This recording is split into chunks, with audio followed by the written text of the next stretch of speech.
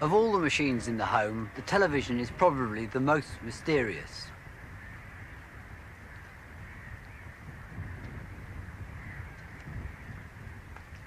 The very idea of a machine taking something out of the air and converting it to recognisable pictures would probably seem quite absurd if it hadn't actually already been invented. And all that's inside these machines is a mass of equally mysterious bits and pieces, none of which appear to do anything at all. There are basically two things inside a telly: the circuit boards that process the signal being picked up by the aerial, and the picture tube, or cathode ray tube, that actually creates the picture you're looking at now. We'll be looking at both in detail later on, but surprisingly, the idea of television started long before the days of electronics and cathode ray tubes. While an electric telegraph cable was being laid across the Atlantic in the 1870s, it was noticed that the resistance readings were varying according to the light falling on the instrument. Quick, close the door. Now look at this. Look at that. I say, the needle's moved. Oh, how did that happen? The reason was this resistor, made of an element called selenium. If we cover it up, you should be able to see the resistance change. Not very spectacular, but this chance observation out in the middle of the Atlantic was really the first tangible evidence that light could interact with electricity. This discovery, coming almost at the same time as Bell's discovery of the telephone, led to a rash of speculation that communicating in vision as well as sound would soon be possible. But no one could make it work. One of the reasons was the inadequacy of the selenium itself. It actually reacts quite slowly to a change in light, much too slowly to be any use for television. After the initial failures, more theoretical proposals for television appeared in the early 1900s, incorporating the newly invented cathode ray tube. But it wasn't until the 1920s, when powerful valve amplifiers and fast-reacting light-sensitive materials had been perfected, that the technology to make television possible had really arrived. A Russian physicist, Vladimir Zworykin, who had immigrated to America, patented an all-electronic system in 1923. But I was keeping after my boss all the time for permission to work with television. So finally, after several years, I was giving the permission to do it. Now was the work I was looking for a long time. So I put all my efforts in this thing. I worked days and nights practically. And after about a year or so, assembled whole system, including the cathode ray pickup tube, which I called iconoscope, and cathode ray receiving tube, which I called kinescope, from Greek words. Needing more money for research, Zworykin arranged to show his pictures to an executive from Westinghouse, where he was working. He wasn't very impressed. So finally he asked me a few questions, mostly how long did I work with this system and so on, and departed, saying few words to the director of the laboratory. Later on I found out that what he said was, put his guy to work on something more useful. So Zworykin's system was delayed, which left the field open for a young Scottish inventor. John Logie Baird was one of the least academic early experimenters. In his youth, he worked as a mechanic while also embarking on entrepreneurial schemes. Johnny, I was wondering about the undersocks. Do you have any on the go at the moment? The undersocks. That's a wee sideline. He also attempted to make artificial diamonds using the facilities of the power station where he worked. This will make me famous. Create diamonds.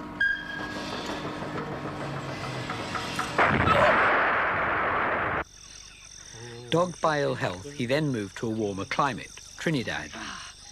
Here he made attempts to start up a jam-making factory, but was defeated by the local bees. I think everything's ready, isn't it? I've got the high voltage. Cecil, Back in Britain, he then started his experiments for seeing with wireless, attracting a group of enthusiastic amateurs around him. By 1924, he had a crude mechanical system transmitting silhouettes. There it is! Oh, super! His main contribution to the history of television was really his flair for publicity, exciting the public's imagination.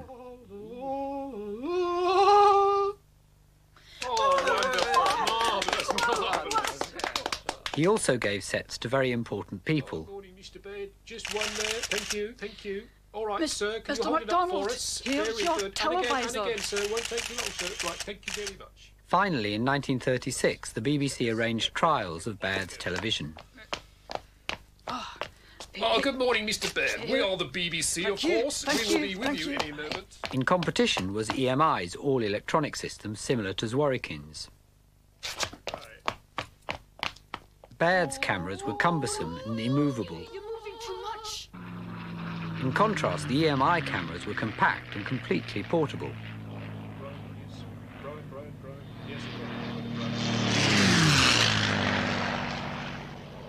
So Baird lost the competition. But undeterred, he continued improving his system and in 1946 showed a giant colour picture. Oh, marvellous, marvellous. But a week later he died, aged 58. Since then, all television has been based on the EMI electronic system. This is direct television from the studios at Alexander Palace. And now you're going to see and hear someone you know well. A mighty maze of mystic magic rays is all about us in the blue. And in sight and sound they trace living pictures out of space to bring a new wonder to you. There's joy in store, the world is at your door. It's here for everyone to view. Conjured up in sound and sight by the magic rays of light that bring television to you.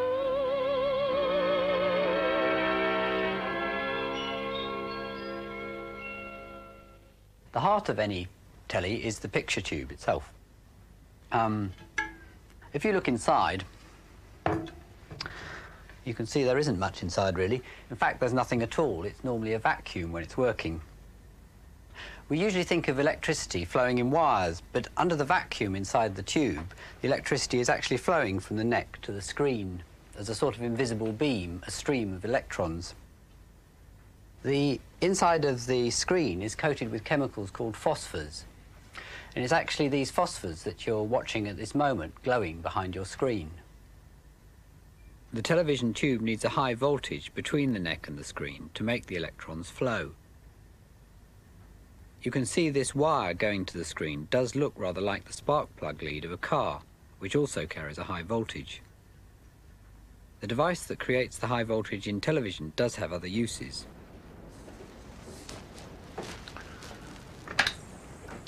I made this plasma lamp entirely out of old television components. The main components being the line output transformer and transistors which supply the television with a high voltage. It's quite a fun thing. They're sold in some of the large department stores for an amazing amount of money, approaching £2,000, some of the bigger ones. This one was a total cost of about, I suppose, £7 or £8.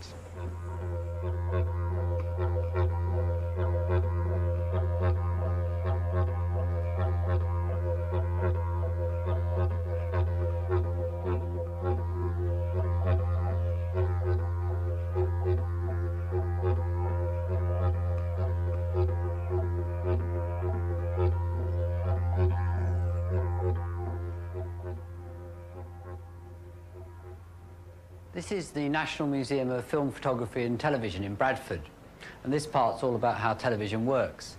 I helped design it with the curators a few years ago. In this first display, you can see the spot of light caused by the electrons hitting the phosphors on the back of the screen. If I hold a magnet over the screen, the spot moves because the beam of electrons is attracted by magnetism. And with an electromagnet strapped around the neck of the tube, the magnetic field can be very accurately controlled so that the spot can be moved precisely anywhere on the screen. And of course, if I move the spot into this patch where we scrape the phosphors off, the spot will disappear. Also, by adjusting the intensity of the electron beam, the brightness of the spot can be varied. In a television, the spot is made to scan the screen line by line.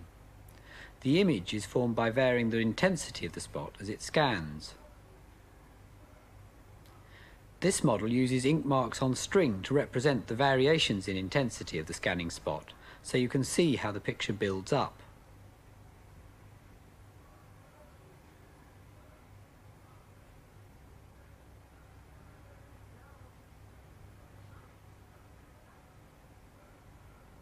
So if we increase the scanning speed, the illusion of a complete picture starts to appear. The sharpness of the picture depends on the number of lines. Today's sets have 625.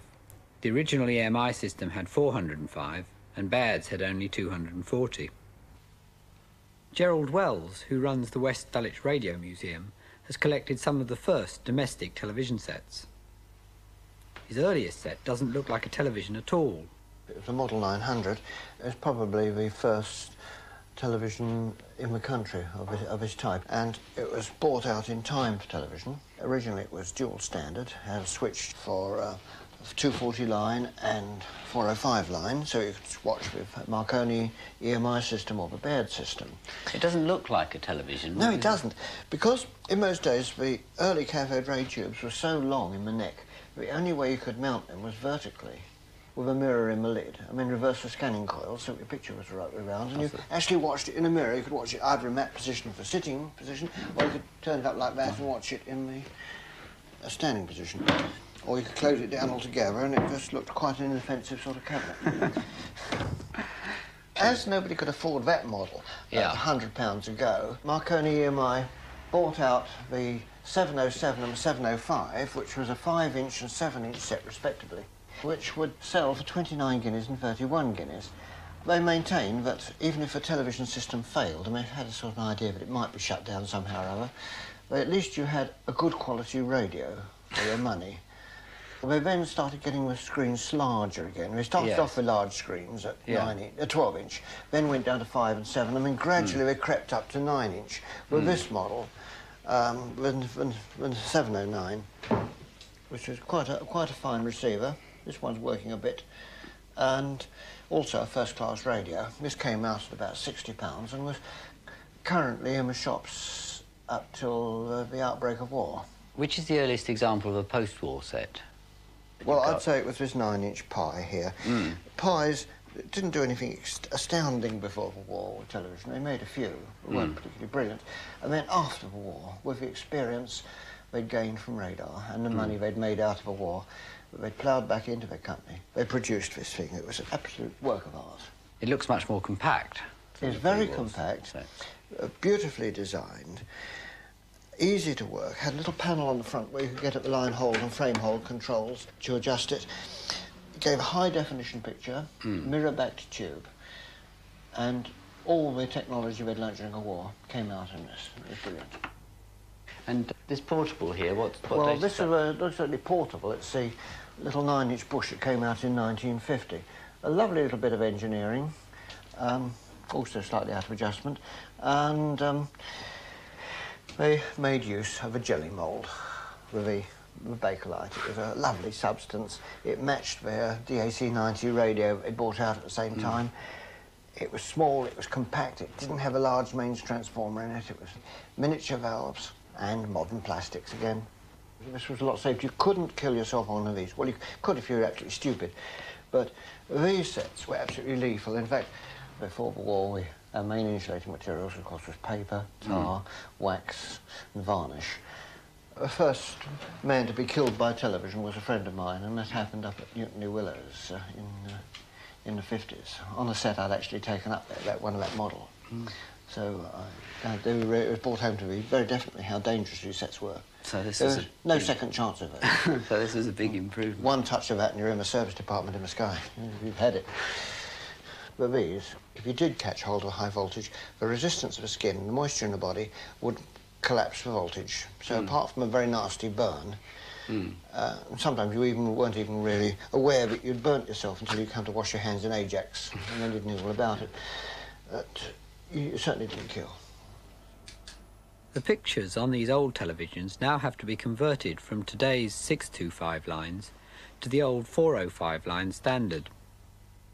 This converter is a bulky machine, and Gerald's now got such a large collection of televisions and radios that the only place he could find for it was next to his bed.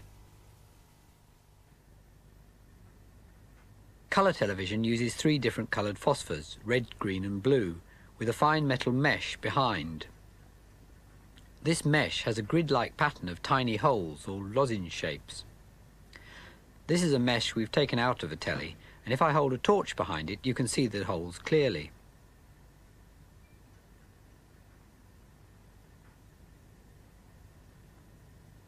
Inside the tube there are 3 electron guns and 3 separate streams of electrons.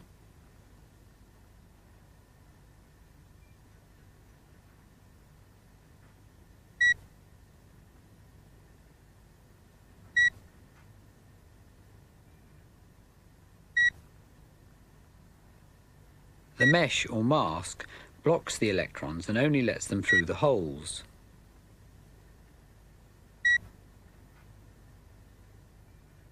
So each beam hits the screen in slightly different places.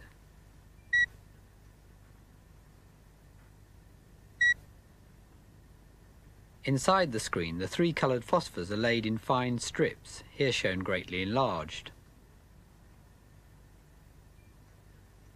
When the mask is in place, each electron gun, here shown by holes in white card, only reaches 1 colour of phosphor.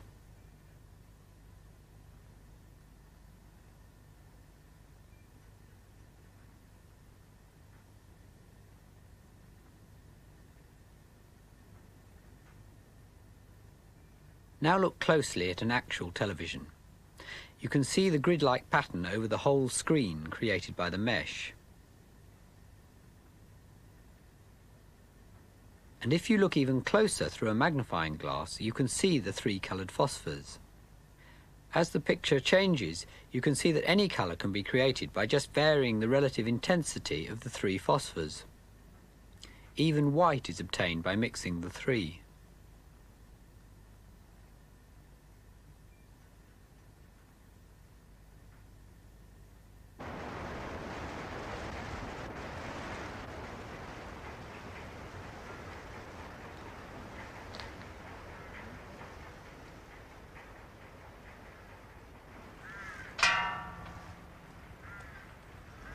We made this wind-powered clock for the Liverpool Garden Festival a couple of years ago.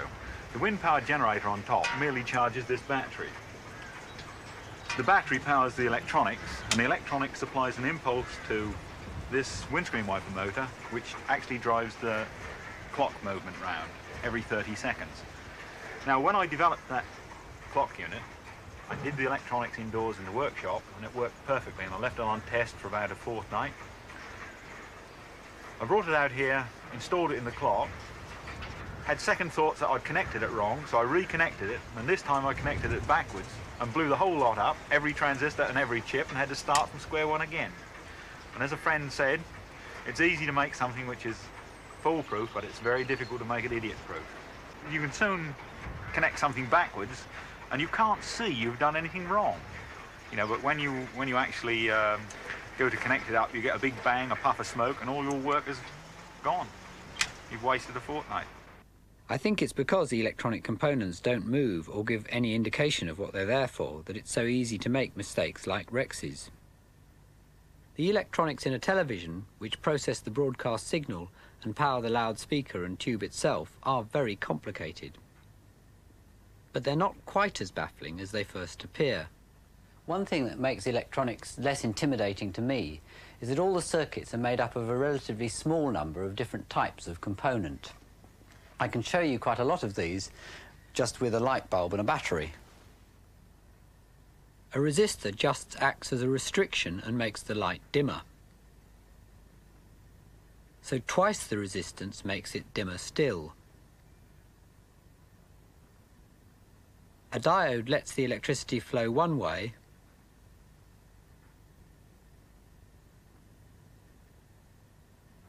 but not the other.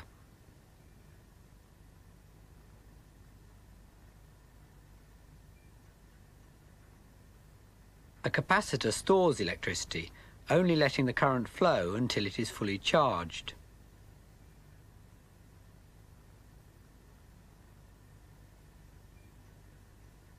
It can then release its stored electricity again when connected straight to the bulb.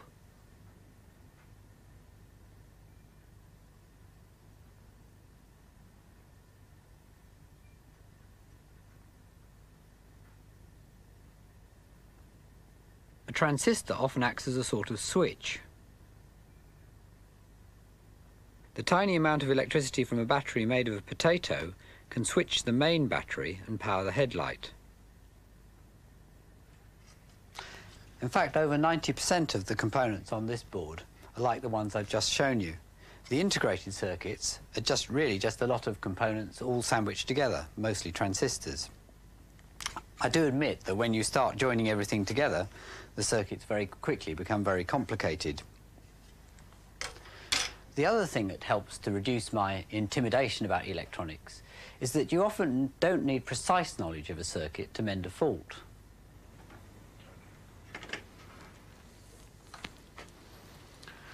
When a repairman repairs your telly,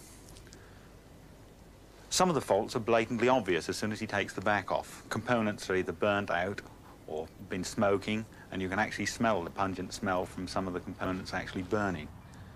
Other faults are fairly obvious, like dry joints on the solder. That's when the solder hasn't flowed properly onto the component, on the circuit boards.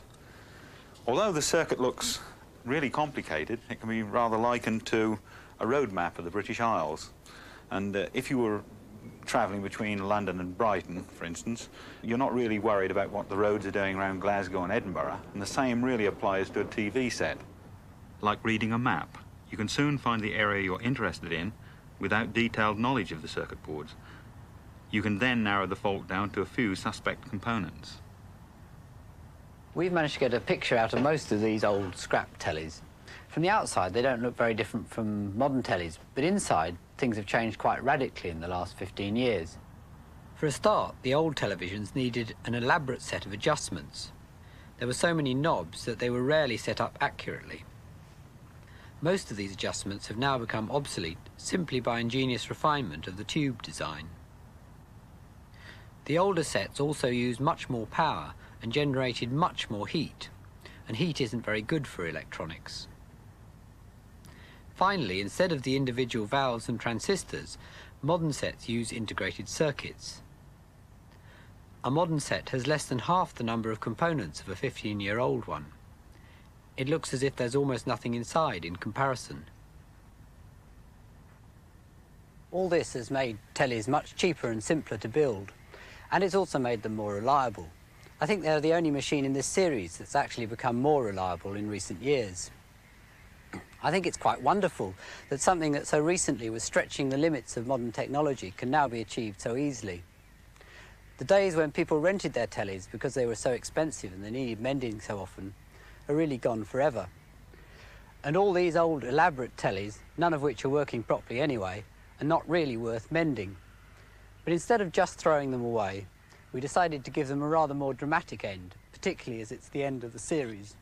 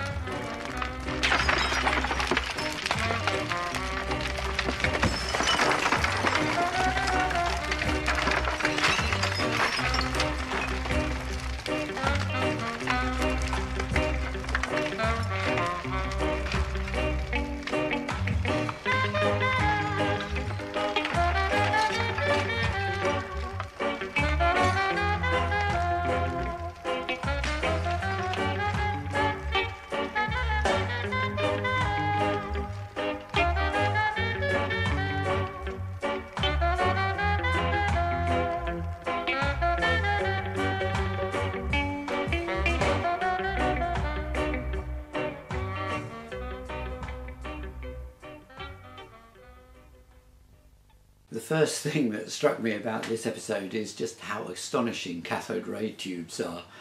How unlikely that they could work so well as they used to. When I was a kid, my dad had an early colour telly. He worked for the BBC, so he got it free. And I was playing with a magnet on the screen, and to my horror, it permanently distorted the colours. Tellies didn't have automatic degaussing at the time, so he had to call an engineer. My dad was absolutely furious. I don't remember him ever being quite so cross as that. But it does seem so completely magical. I think Zworykin, as his genius, is underestimated really. Didn't get into the film, but the EMI system in the 30s was literally Zworykin's tube. It was exactly the same shape and exactly the same inside. He'd sort of got there. Though perhaps even more miraculous is the way that the technology improved again and again and again, with more and more lines and then finally colour. You know, to be able to get the electron spot to scan so precisely over 625 lines. Pretty amazing, really. One thing that got missed out of the final edit of the TV programme was a section about remote controls. At the start there was amazement that people could be quite so lazy that they couldn't get up and go to the telly to change the channel, that they would pay extra for that convenience. But they were marketed as being sort of very, very high tech and space age. I found this wonderful early remote control in America. It's called the Space Command. Obviously marketed as something extraordinarily high tech, and it is a completely extraordinary device. It's got no battery in, it's ultrasonic. So these are actually the ends of little tuning forks, and when you press the various buttons, it vibrates the tuning forks with ultrasonic frequency, each one slightly different, and to send the signal to the telly. Amazing thing. Well, of course, remote controls took off and became universal. But I think in part that was because it was cheaper to manufacture. A single membrane switch, a single membrane with all the switches on, was cheaper than having lots of individual separate switches on the TV set itself. The final thing watching the film again reminded me of was the final scene, burning the TVs. I was so disappointed by that scene. Rex and I had had great success with other bonfires of separating out the live and neutral wires so that the telly would keep working as it got hot. And we got them to do extraordinary things. The picture would start distorting and automatically changing channels, I think from the infrared remote control signal. And then sometimes the picture would disappear and come back again. And I remember people cheering on one occasion when we did it for a public bonfire. Anyway, on this occasion, we just made the fire much too quick, much too hot. We should have heated up the tellies more gradually.